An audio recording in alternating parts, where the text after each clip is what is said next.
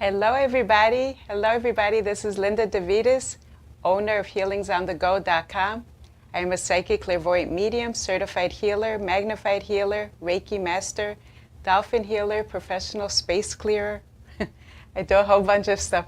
Feather Reiki, candle manifestation channeler. Welcome, everybody. I'm the host of Healings on the Go with Linda DeVitis. Please welcome my guest, my special guest, Charlie. Say your last name again? Cifarelli. Cifarelli. Welcome, Charlie. Thank you. Thank you.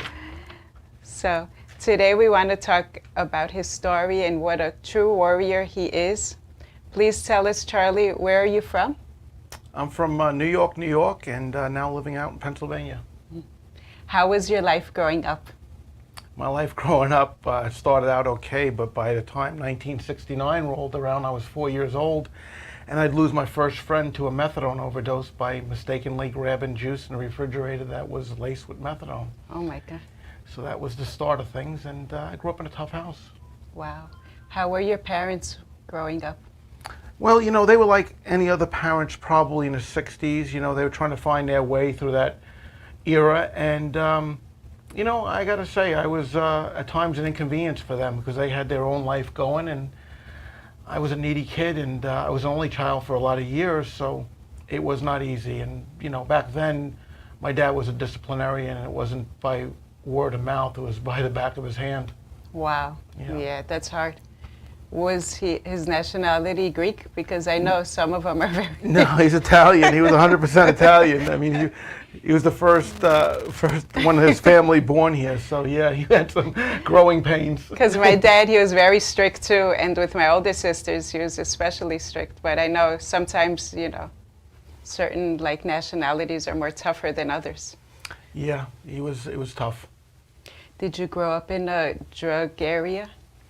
You know, started out in New York City and East Harlem to be exact, and from there was Astoria, Queens. And then by the early 1970s, we had moved to Long Island, to Westbury, Long Island. Wow. And then eventually, when I was 12 or 13, we moved to Merrick, which was a nice neighborhood in Long Island. Wow. Yeah, I was raised also in a drug area, so it's kind of hard to go through certain things. Were you ever tempted to, like, how did your life change in the format of kind of getting too close with the drugs, kind of? You know, I was real strong, you know, when I grew up, and I was anti-drug, but, you know, I was homeless being thrown out at 8 years. I mean, back then in the early 70s, I mean, parents were definitely different. I'm not saying that kids today got it easy, but I was thrown out at 8, 12, and 13.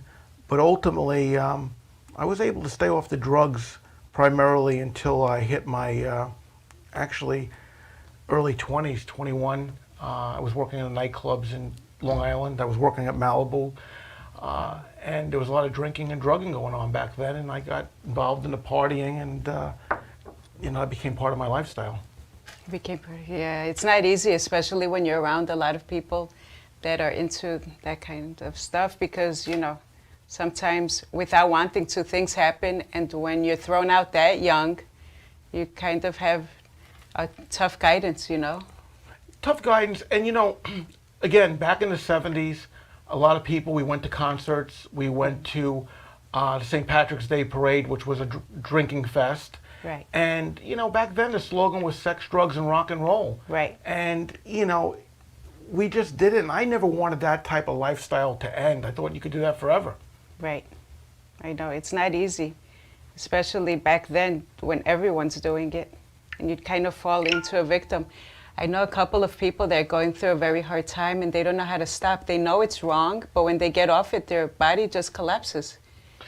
Well, unfortunately, for me, and I always speak for me, I grew up and I didn't get a ton of emotional muscle because I was either stuffing myself with food, I was either stuffing myself with sugar, or when I started picking up drugs, I felt more comfortable on the drugs than I did when I was clean. So there's a transition period coming off of them that people really need a lot of support coming off of any substance. Exactly. It's very hard, especially people that want to get off and they can't. What would you say to those kind of people? That they really want to, but they just can't do it? Well, number one is they really have to keep it in the moment, and any time off of drugs is a bonus. So if coming off of drugs is too much for a day, a week, a month, just get off them right now and build on that. And, you know, with the drugs, again, you need support. You can't do this alone because your mind will tell you that you can't do this, and your mind will gear you towards that lifestyle. Exactly, that's true. They say that it's like somebody's mistress. As much as you want to get off it, it haunts your mind. It comes in your dreams. Yes. It's like the devil.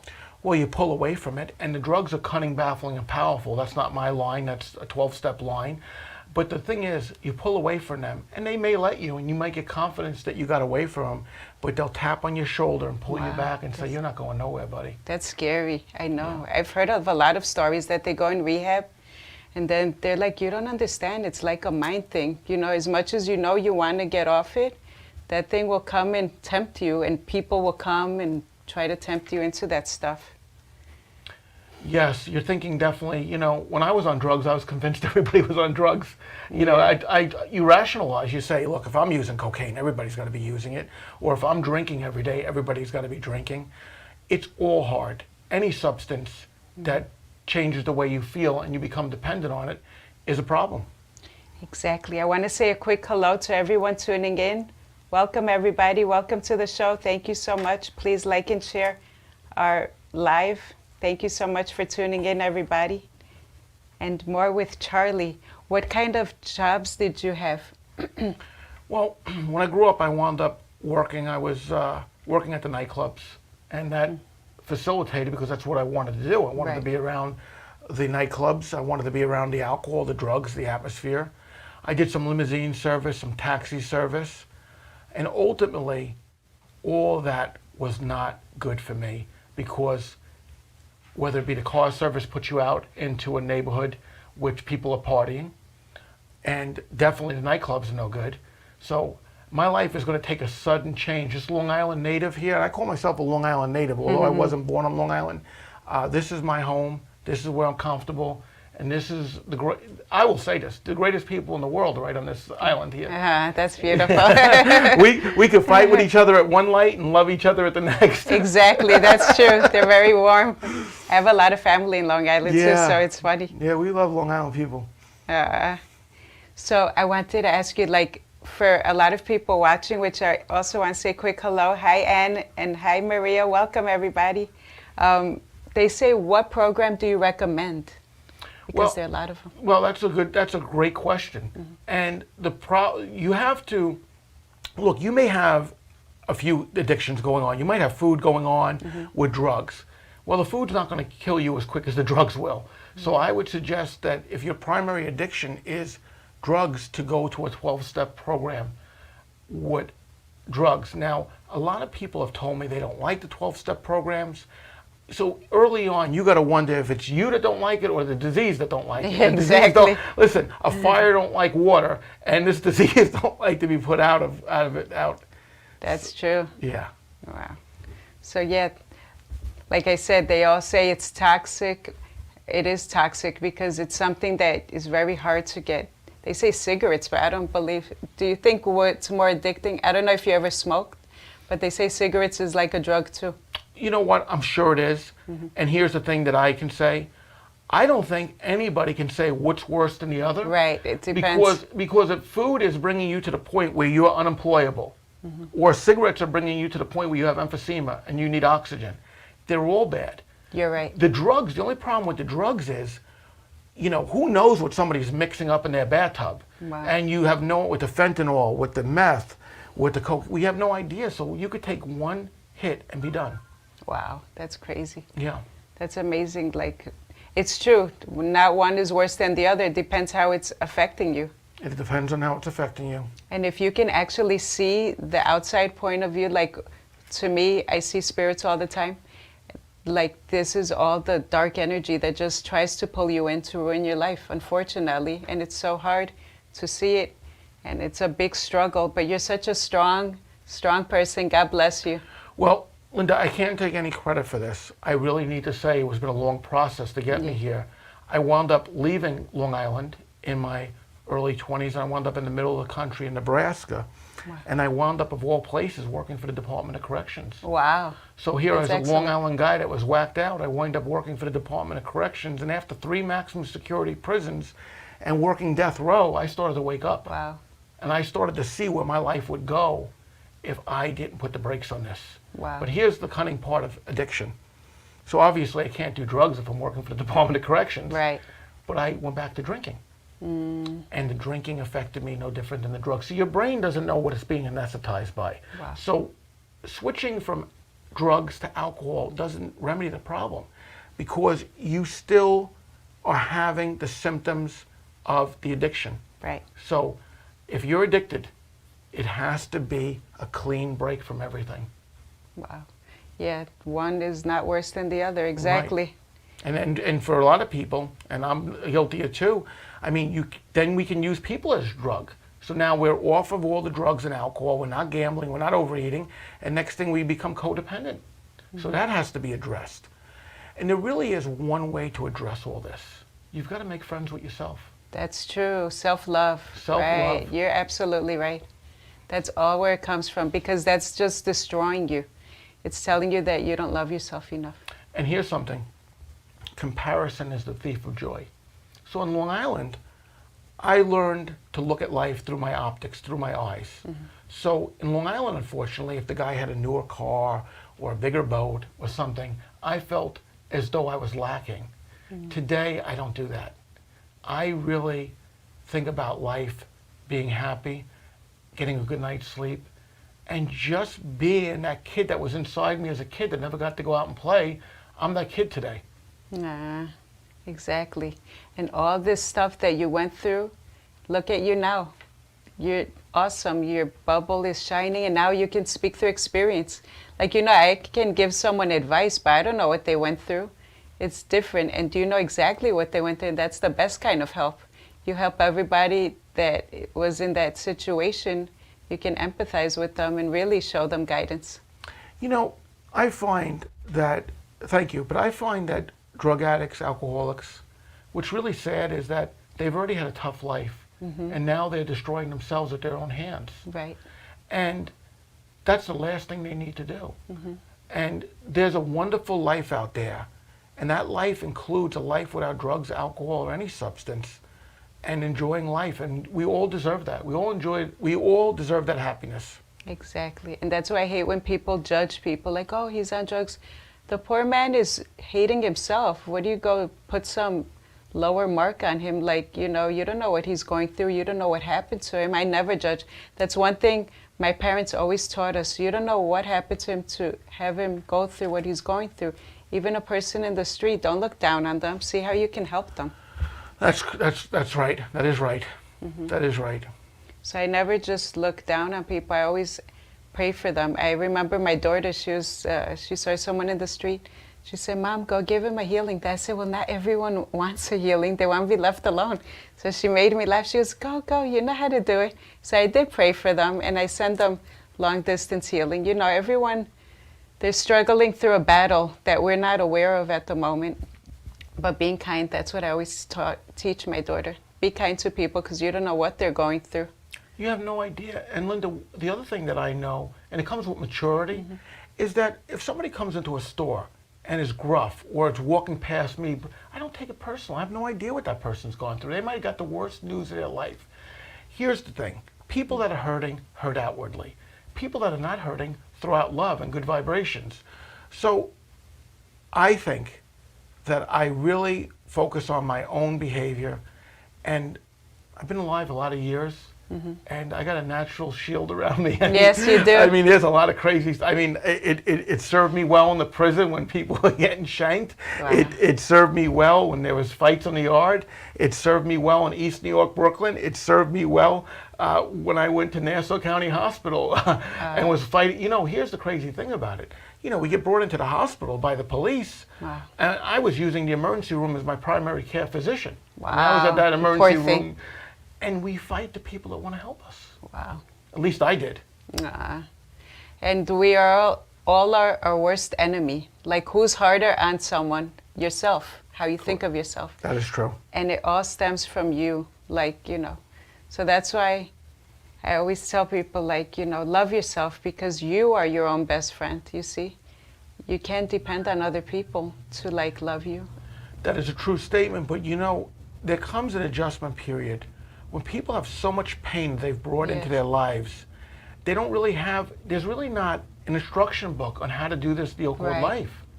And you get to a certain point and there's nobody telling you what to do anymore. When you're in school, school's telling you what to do. If you're working, your employer's telling you what to do. I mean, you burn a lot of bridges with drugs and alcohol. There's nobody telling you what to do, and you're left to Exactly. your own devices. Exactly. And then everything starts streaming down, unfortunately. It's just like the direction is going, it brings you down, but thank God you bounced back up. You're a warrior. You have a nice armor around you. I feel it. St. Michael, you have a real Yes, strong yes. St. Michael. You do, Yeah, don't you? thank you. Yeah, it's been I feel good. it on you. Thank you. I appreciate that. No, it's the truth. I mean, listen. I got sifted like wheat by that devil. Listen, I know what it's like to be on his team. And here's the thing that people don't realize: that devil will tell you, and that dark forces, come over here, do this, do that. But once you join his team, he don't offer you anything. He'll only offer you these things when you're looking to do the right thing. Wow. So let's talk about this. You're in a happy relationship. All of a sudden, you get whispering here. You don't need to be in this relationship. There's something better over here. You got some sobriety time. Hey, you only got one life. You don't really want to be sober every day. You're doing well with your food plan. You decided to cut out gluten. You decided to cut out fats. All of a sudden, oh, come on. Everybody's eating what they want to eat. It's so true. We have to identify that dark force and go, no, you're not going to tell me this. I'm on this path. It's funny. That's why I wrote my book, because spirits talk through your thought pattern. Yes. Exactly. That's why I wrote it. Because everyone thinks, oh, it's my thinking. It's not. Those things go in you and talk through you. Linda, I work with a lot of people. I try to give back what was given to me, okay? Yeah. And they don't realize, they think they're talking for themselves.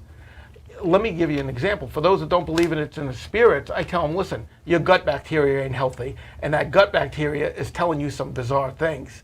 You get people that are starting to live a better life. They're sober and clean from either food, drugs, alcohol, gambling. Right. And that you've got them free from this. And they start resenting you because you're in between them and what they want to do, which is ultimately to kill themselves. Think about this. When we're putting anything in our body besides love, wholesomeness, water, that's the only beverage I drink is water, we're doing bad things to ourselves. Right. And that's what we're not designed. I actually had to make a care label for myself back in rehab many years ago. So rehab only worked after I went to a monastery. I had to get the spiritual part of this life first. And once I got the spiritual part, then I could listen to the 12 steps. I couldn't hear the 12 steps first. Wow. That's beautiful. Well, we're going to take a real quick break, a commercial break, and we'll be right back. More with Charlie Cifarelli. Stay tuned, everybody.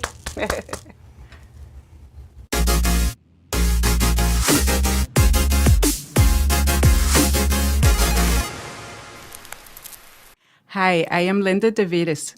I am a psychic, clairvoyant medium, and certified healer. I have also written a book, My Journey from Darkness to the Light, which is available on Amazon, Barnes & Nobles, and on my website, www.healingsonthego.com. If you would like to book an appointment with me, call me at 917-929-4935. Thank you.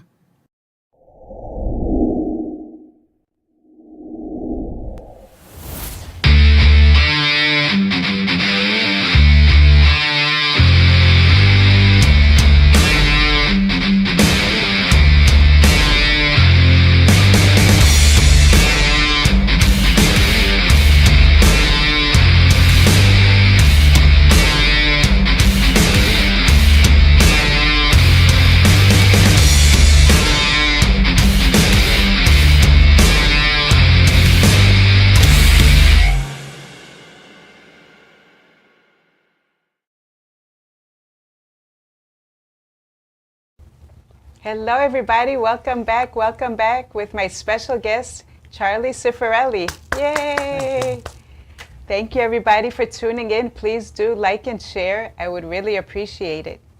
So more about the dark forces. Now, I know everybody doesn't believe in it, but it's very true and very real. As much as like you don't believe in air, but you do breathe it, right? So yes, things do talk through you. And unfortunately, you know, some are good, some are bad. But I would like to hear more of your experience with the dark angels. Well, Linda, I'm glad you brought that up because I'm a guy that only believed what I could see. Okay, so for me, at one point, it got to the point I only believed the drug dealer had drugs in his hands, and I had $20 in my hand, and they would even switch. The last time I ever went to get high, I went to East New York, Brooklyn, in the middle of the night. I got off the train, which was really crazy. It was the J train, and there was chanting in my head, and it was really a crazy, crazy evening because I never had gone there by train in the middle of the night, and it had me walking around aimlessly in East New York during the 1980s, which was a very dangerous time. I mean, they made a documentary, the 7-5, which talked about how the cops were dangerous, let alone the criminals out there and the drug dealers. Yeah. But I would not get to use drugs that night. I had come across a burnt out building, and there was some people using drugs behind the building, and they had a 50-gallon drum burning wood to keep warm, and I could see they were shooting up, and the voice kept on telling me, ask them if you could join them. Oh my Ask them God. if you could join them. Now here's a guy myself who I used to sniff dope. That was my deal. But now I was going to cross the line. And I had yelled out, God help me, God help me. And I'll never forget that evening. I would never use drugs again. And that's over 30 years ago. Wow. But I had dark forces pushing me. And they are, to me, to this guy here, they're very real. Oh, definitely. And if you've worked death row and you've worked a maximum security prison, you know these dark forces do exist. Yeah, I remember seeing one very tall and saying crazy things to me too, so I totally believe you.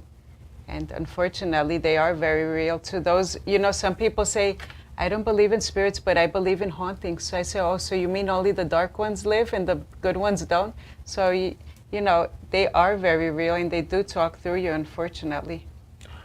There's no other way to explain my life. I mean, I was saved many, many times. I was saved many times. And you have a beautiful archangels around you, Archangel Raphael, Archangel Michael, I feel. And your light is very bright. Thank you. Yes. Thank God you. bless you. You're such a strong person and a warrior. God bless you. Really. Thank you. Yeah, you really had it really tough. Tell us about your dog, because everyone asks. Well, I'm going to talk about the biggest thing that ever happened in my life. Okay, go ahead. The year is 2012. Uh, I'm successful. I got out of corrections. I had a trash business. I'm sitting at my desk in Nebraska, of all places, in the middle of the country. And I always check the New York news because I want to know what's going on in New York. And Nebraska's not too quiet. I'm living in a town of 300,000, the capital. Okay. And it says headlines, police shoot and kill pit bull. wow. Simple headlines. I click it on, I don't know why I do. There's a guy that was addicted to drugs laying out in the street. And this is on August 13, 2012. And for the listeners, you could Google Star the Dog Wikipedia for more, and tells the story. And I saw this video, this horrific video of this dog being shot in the head. Oh, poor thing. And it was the first time in my life I truly had faith. I believed the dog lived. Wow. Contrary to what I was seeing, I was Wow. getting a different message. So what I did was I called everybody into my office. Now these are Midwest people. They think New Yorkers are crazy, as they rightfully should. I played this video. They're going, Charlie, I feel terrible for you, but the dog died. I said, no, it didn't. No, it didn't. And I called up the city of New York, and they said, actually, the dog had lived. Wow, they gave me the chills. I said, well, why do you say? Well, the dog most likely will die, and the public can handle a dog that passes away. And the headlines had to change from that day. They said the dog was shot and killed. The next day, the New York Daily News said the prognosis wasn't good, but I believe this dog would live. Wow. And it gave me true purpose in this life. My only purpose prior to this was, obviously, which was huge, was getting off of alcohol and drugs, and then making money, because that's what a lot of addicts do. They get clean and sober, and they want, again, the Instagram life. Let me get the stuff that I think I've been robbed of. Let me get the cars, the gold watch, and everything I think I've been robbed from. Well, I did that. And guess, for an addict, it was a letdown. Wow. It was a letdown. It felt good at the time. It felt good to go out and buy these things, but it didn't have any everlasting love. It was only one-sided. This dog, I pursued this dog, and this story went global. It went to the UK, it went to every continent. And people from all over the world started supporting me with Star of the New York Pit Bull. She got a Facebook page, Star of the New York Pit Bull. Yes, I saw it. It's Yeah. so touching. I love your story with your dog. It's so beautiful. Yeah. A real angel. Let me say this to you. Number one, the public has this disease called breedism, which is dog racism, okay? No one ever said, is that a pit bull? Nobody. People that weren't even dog people felt her energy. She was like a Buddha. Wow. I took her to Alzheimer's walks where people were suffering, and people said, please let me hug your dog. Aww. She had so much love. I took her to a monastery. I took her to rehabs. I took her to college classes. I took her all over. Wow. I celebrated awesome. her life. She was a real angel. Her soul, God bless her. Unbelievable. Yeah. She passed away on February 19th of 2021. She lived practically 9+ years after being shot in the head. Wow, that's a miracle all on And its own. doctors did not give her a prognosis of any longevity. She defied all medical odds. Wow, that's a miracle. Yeah. A real angel dog. Wow. I can't believe she lived. That's a real miracle. I was drawn to the dog because I felt like I was a homeless guy because I was him one time. Ah, I was one time in Long Island with no place to live see. and no food. And I think we're going to reach some people. They know where it is, where you have no food, you have no place to lay your head at night, and you get to a point where the desperation's so bad that you cannot even, the hope is something that's so far out of the rearview mirror, you don't even see it, it's like way back there. Wow. You know, most children grow up with hope. Right. You get to become an adult, and you realize it didn't happen for you. And now you're looking in a rearview mirror, you see it in other people's lives. So I just hope that we reach people that tonight that are saying, you know, my life is hopeless. It's not. If you're given the gift of life, and here's something, you want a second chance? There's always tomorrow. Yes, you're right. That's very true. Yeah. You're not destined to do it forever. It's your choice. Get up, dust yourself up, and try. Yeah, you can do it. I always encourage people. You can do it. Don't just sit there and keep going. Some people just stay in that energy, you know, and they don't want to, they know they have to, but they really don't feel motivated, some people. So I tell them you could do it, you know, whatever you put your mind to. And it's hard. It's very hard, but you can do it, you know. I feel bad. People get miserably comfortable. And with that I mean they get used to the same old, and they condition themselves not to feel really good. But when you feel really good, you can't accept feeling anything but really good. Exactly. And I'm here to say, for anyone that thinks a life of sobriety is boring, I got to tell you, it's anything but boring. There's no way you could be bored if you got 100% of yourself every day. Exactly. And the key is love yourself. Love yourself and know that you deserve better. You know, you can do it. Encourage yourself. I mean, some people are like, how am I going to do it? Just think about your life. You know, you don't want to stay down forever. Try and speak to, I always say, like, when I ask God's help, it's sincere, you will get messages and things will come to you. And the body, the human body is a remarkable machine. It will heal itself. Now for me, Linda, I've been off of drugs over 30 years. I've been sober off of alcohol for 25 years. Wow. But here's something I discovered. I started to get used to having a diet soda with my meal. And all of a sudden, I didn't feel so well. All of a sudden, my brain wasn't as clear. So even a diet soda, 1 diet soda a day, 2 diet sodas a day was affecting me. Wow. Once we get clean of all chemicals and we start to get on the path of water, some exercise, deep breathing, I can't stress to people enough. If you suffer from anxiety, deep breathe. Yes. Deep it's true. breathe. The first thing you do when you come to this world is you breathe. The last thing you do is breathe. So nothing is more important than your ability to deep breathe. You're right. So it's these simple things you could do for yourself in an apartment, in your home, anywhere. Take a moment and deep breathe. And by doing deep breathing through your belly and not your chest, you'll relieve anxiety, your brain will clear up, and you will be in a better mood and you'll approach things better. Exactly. That's true. Because some people breathe shallow, like just very lightly. Deep Yeah. breathing is the #1 healer. Like when we were taught in healing, he's like, breathe, inhale the white light, exhale the darkness. Thank you. And we know when babies are born, they breathe from their bellies because they're not all they're not constricting. So that's really important. And a lot of people don't know these simple things. And these simple things make life a lot easier. Right. Because life is not easy, okay? It doesn't matter if you have trust fund to you or you have living on your daily allowance. You have to have tools to get through this life. Exactly. Otherwise, it's going to sift you like wheat, like it was sifting me. Exactly. Do you recommend any other good tip for the listeners? I recommend small changes. It's the most important thing. Nothing drastic. Go easy. If you're drinking 10 Mountain Dews a day, don't cut it all out. Start to replace some of the Mountain Dews with some water. Start to make different dietary changes in your life. Start to reduce sugar. Sugar is really something that we really all want to reduce. And there doesn't need to be such an extreme diet. I mean, all diets work, but we don't want to live on a diet. Right. And if you've already had some sadness in your life, I mean, going on a keto diet or a certain type of diet is more restrictions. Just make simple changes.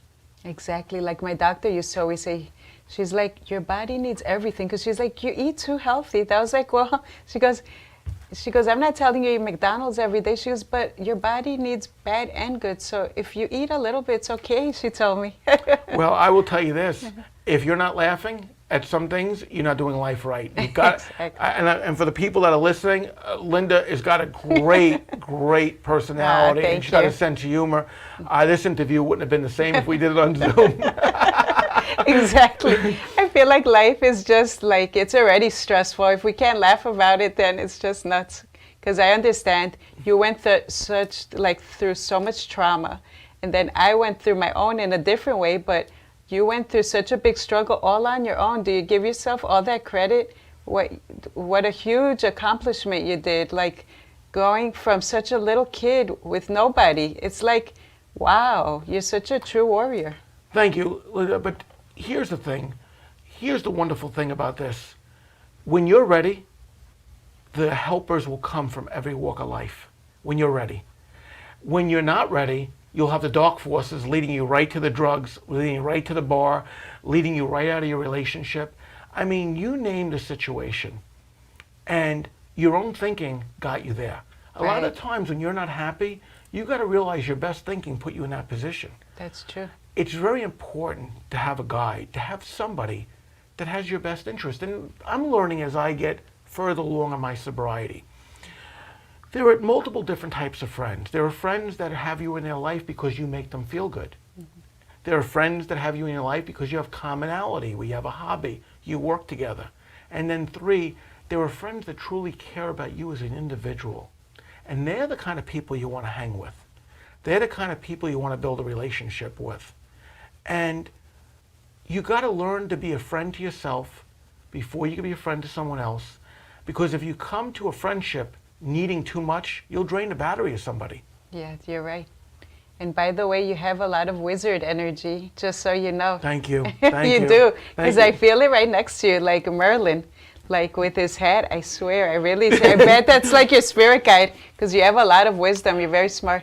Linda, I got a house full. I got a lot of land now, and I got a house full of rescued dogs, and I get the ones nobody wants. I go on a list, and I get the ones that were not adoptable to the public. Wow. And they're either the Jack Russells, they're the Pit Bulls, they're dogs that nobody else wants. Wow.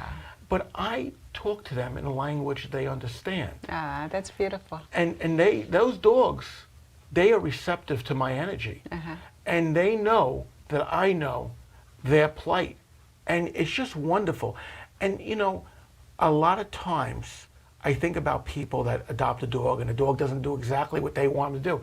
A lot of times it's the people that call me and say, no, your dog is acting like a dog. They're instinctual. It's you as a human that you're very flighty. Right. And then I find out that they're either medicating, not medicating, they're on their meds, they're taking them off. The dog is going to pick up on those vibes. Right. So it's very important. I don't know how we're getting into dog training, but it's very important for us as human beings to be consistent. You're right, because they do pick up on energy. And like when I had my daughter, the doctor would always say, try to be calm because she picks up on you. Because when I was, when I had her, I always wanted everything to be okay. And she's like, don't be nervous, relax, because she'll pick up on you. And the same thing with dogs. They pick up on energy too. So that's why I always say, like, when you're vibrating on a lower dimension, what happens energetically, you get holes in your aura and it attracts the dark forces, not even knowing it. Right, Some right. even get attached to you. Like, I saw this one lady, I saw it right on her. That was like, oh my God. And then she's like talking, and I'm like, you know, I felt bad for the poor thing, but they do. They attach to, you know, our aura. It's very true. We in the universe are going to attract what we are. And the thing is this, we have to make these decisions with everything we do. That's why it's suggested when you get clean off of drugs and alcohol, don't get right into a relationship. You're not equipped to do that. Right. Or if you're already in a relationship and it's been a long time relationship, don't tell me 10 days that you're off drugs, oh, I'm going to leave my wife. You're making a decision based on self. So it's a process. I will tell you this, out of anything I've ever dealt with people, I can work with people that have had drug and alcohol problems easier than I can with a food addiction. Right. I have not found anything that changes the chemistry and makes people, and this is just me saying, is my opinion, makes people bigger liars than what they eat. Wow. I ask people, can you tell me what you ate? Nobody wants to admit, but you ask somebody, yes, Charlie, I got a problem with the drugs. I did some meth last night. There's a level of honesty with drug addicts. There's a level of honesty with drink. Hey, did you drink? Joe, did you drink? No. Joe, yeah, I did drink, Joe. But with food, did you have any pizza last night? You told me you got an allergy to gluten. Did you? No, I had none. Why is there a pizza box in your car? So, They hide it. They're like, shh. yeah, so that's it. And then if you try to confront the people, you're actually dealing with their demons. Their demons are swatting you down. You know, you're getting too like direct going. with them. So funny. You gotta have a little sense of humor with some of this. Exactly.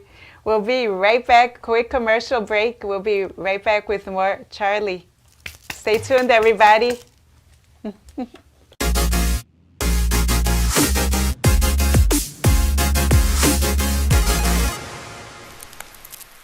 Hi, I am Linda DeVitis. I am a psychic, clairvoyant medium, and certified healer. I have also written a book, My Journey from Darkness to the Light, which is available on Amazon, Barnes & Nobles, and on my website, www.healingsonthego.com. If you would like to book an appointment with me, call me at 917-929-4935. Thank you.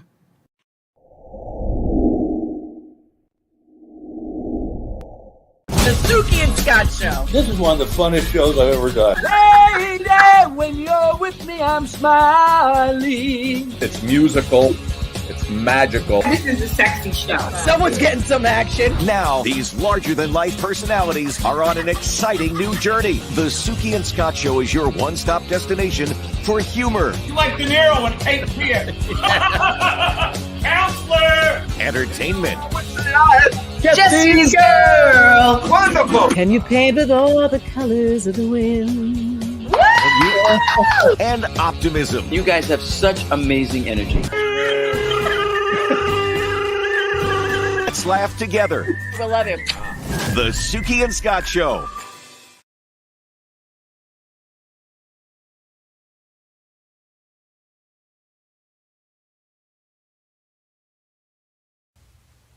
Hello, everybody. Welcome back. Welcome back with my special guest, Charlie Cifarelli. Yay! Hey.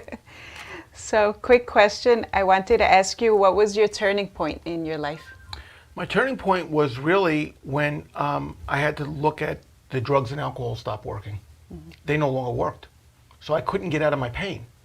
So as we talked earlier in the episode, I went for that last drug run and it didn't happen. So I wound up going to a monastery in upstate New York, and I wound up getting clean, and that was a turning point of me building my life back. It would be a few years later that I would think that I could drink alcohol, as we talked earlier, when I worked for the Department of Corrections, and I would quickly wind up realizing that wouldn't work. So I've been in permanent sobriety now, one day at a time, for 25 years. Thank God. Well, Yes. God bless you. Wow, that's amazing. And you got a spiritual awakening, of course. I got shaken to the core, and I woke up, and it's the only way for me to live. And for me, drugs, you know, it's not even, listen, an addict is not scared of dying. I mean, if they were scared of dying, they wouldn't do what they did. That's true. Here's what I was scared. I was scared of living. Wow. But then after I got past that, the little voice comes back and it says to me, oh, come on, you're only going to live one time. You want to do this?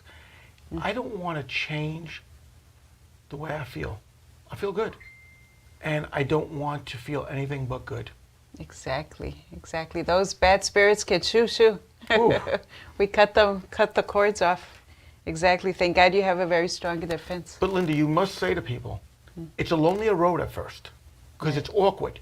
Because remember, you got a cheering crowd when you got the dark forces with you. They're cheering you on to self-destruct and to make poor choices. So when you cut those out of your life, there's a part of your life where you're trying to find a new groove and you're trying to find a spiritual path. But you know, it's a much narrower road. Right. And it's a road that at times you don't feel like you're making progress. But that's why I keep a journal every day. See, the journal That's don't good. lie to me. The journal don't lie to me. So that's very important. Yes. And I heard that some people, they say they come like a pack, the dark spirits. They call them the wolf pack. So it's not only one. They try one, then a whole bunch of them come. Mostly they're earthbound spirits. They haven't crossed over and they're scared of crossing over, going to hell and stuff. So they try to tempt you into the wrong way because misery loves company. They want you. Misery loves company, and any thought that's not pure and light and truthful, it's a dark force. Exactly. And that's how it has to be. If you're getting a force to tell you to do something that's contrary to you being happy, joyous, and free, you got to question where is it coming from. Exactly. You're so right. And thank God you know it. You're very sensitive too. I feel it. Oh, I am sensitive, but I'll tell you one thing. I will confront it. I will That's right. confront that darkness. You know, that darkness will come here. That darkness will tell me, you know, you don't got to take this. You don't got to listen to Jen. You don't.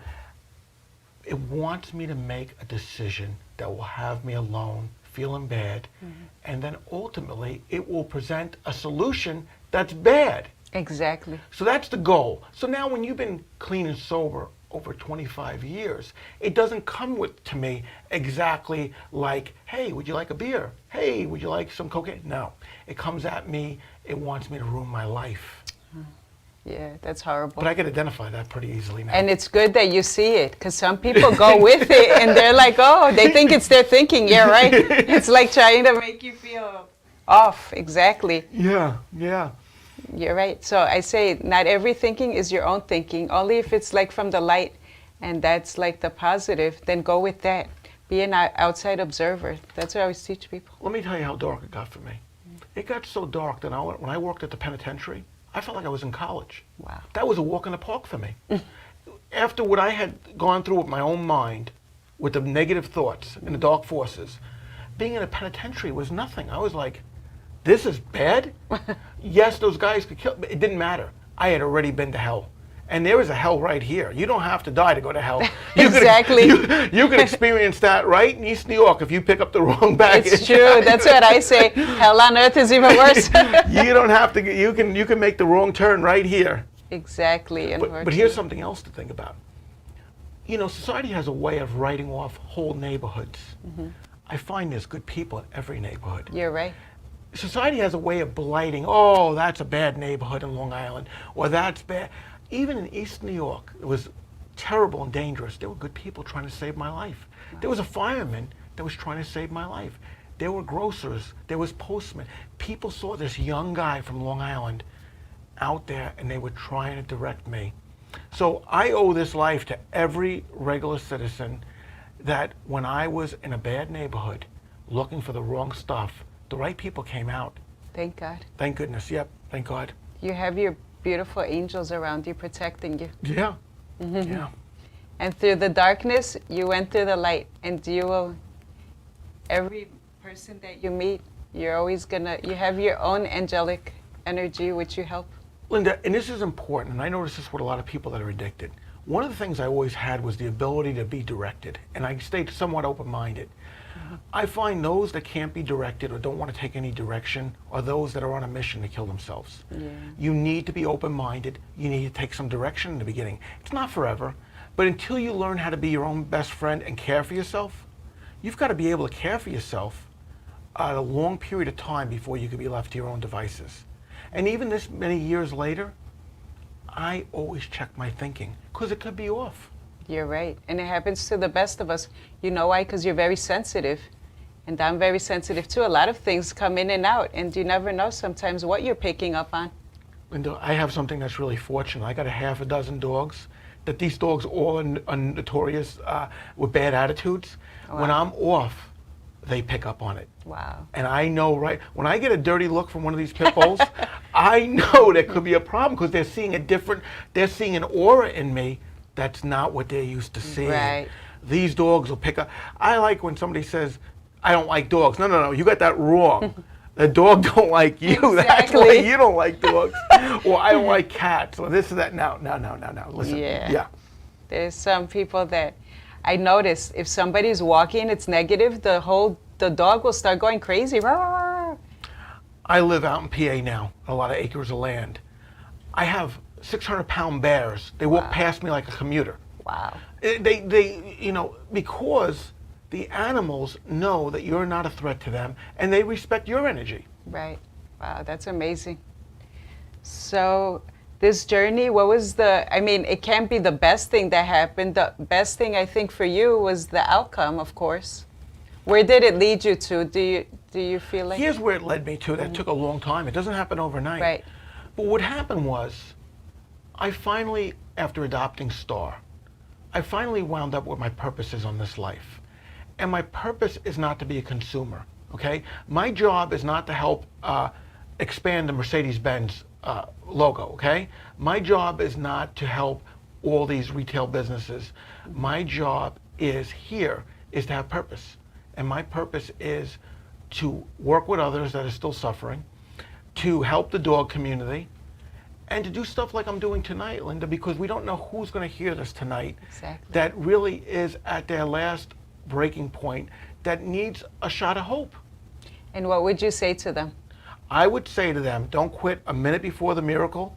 And as we talked about, there's always a second chance. Tomorrow is a clean slate. No matter what you did today, even if you wrecked your sobriety today, tomorrow is a clean slate. And to not give up hope. And start to build a network of people that are like you want to do. It makes sense. Look at this. Mm-hmm. If we like boats, we hang out with people that have boats. Right. Okay? If we want sobriety, we hang out with people that are sober. And not all people in these 12-step meetings are there for the same reason. Some are remanded there by the courts. Some are there to keep a relationship together. But you're always going to find some winners. And they're the people that are coming early, leaving late to the meeting, sitting up front, and are participating. And that's who we have to find. And if someone wanted to reach you, where is the best place to reach you at? Well, I use Star, the New York Pit Bull. I mean, I've got 111,000 followers on that. Wow. They could always message me there. They could find me on Instagram, Charlie Cifarelli. They could, if they're business people and they want to talk about business, they could find me on LinkedIn. I'm there. Or they could reach me on Facebook. Awesome. And for me, they can reach me at healingsonthego.com in my contact page, or Facebook, Instagram, Linda Davidas, Davetas. And what are some of your last words for people that are struggling with drug and addictions? You know, their future is spotless. Don't beat themselves up. It doesn't matter what anybody else says. Mm-hmm. In the end, you'll prove all your naysayers wrong, and that's not the goal. But I kept the Nassau County Police pretty busy bringing me to the hospital regularly, and the police have become my biggest fans. Literally, they write articles about my dog. They have brought me to their podcast. So even the police, who one time was my arch rival, if you're getting high, I mean, that's the last people you want to see. Exactly. They have even supported me. And there is healing in recovery. Yes. And be easy with yourself. And you know what? My favorite movie, It's a Wonderful Life with Jimmy Stewart. Okay, the moral to the movie is this. Jimmy thought happiness was everywhere in the world but under his own roof. Let me tell you something. Happiness is right where you are. And until you realize that, you're never going to find it. You're right. That's beautiful. Well, we have a few minutes left. Would you like to add anything else for anyone struggling? Well, And the thing about struggling is this. A lot of times this addiction does not want to reveal itself and people are in denial about it. But you don't have to have wound up at the Nassau County Jail because you hit somebody with your car while you're drunk. And those that have had that happen still might be in denial that the alcohol or drugs played a part in it. Look at your life. Be objective. If you think you have a problem with alcohol or drugs, you probably have a problem with alcohol and drugs. There's help out there. And it's not like when I first started getting clean here in Long Island in the 80s, I mean, you were looked at when you went to these 12-step, oh, that guy's... Today it's celebrated that you're in recovery. Exactly. So it's gone completely 180. You know, back in the 80s, you kind of slid into a meeting, you don't want nobody to see your neighbors. Today, it's a badge of honor that you've identified this gorilla that was on your back, and you're treating it. So number one, there's no shame in that. And for those that have had problems, we heal in an amazing situation, and opportunities come. Don't try to figure out your future. Don't try to tell me you're in debt, nothing can work out. The higher power, God, will fix all problems if you do your part. Exactly. Well, thank you so much for being on the show. It's an honor and you're a miracle. You know, God bless you and everything you went through. You're a true angel from the other side. God bless you. Thank you, I'm Linda. really touched and honored for you to be on my show. Oh, this is great. Thank you. Thank you. Have a great night, everyone. Thank you so much for tuning in. Till next time, be safe and please love yourself. Everything will be okay, just little by little, like Charlie said. Have a great night, everyone.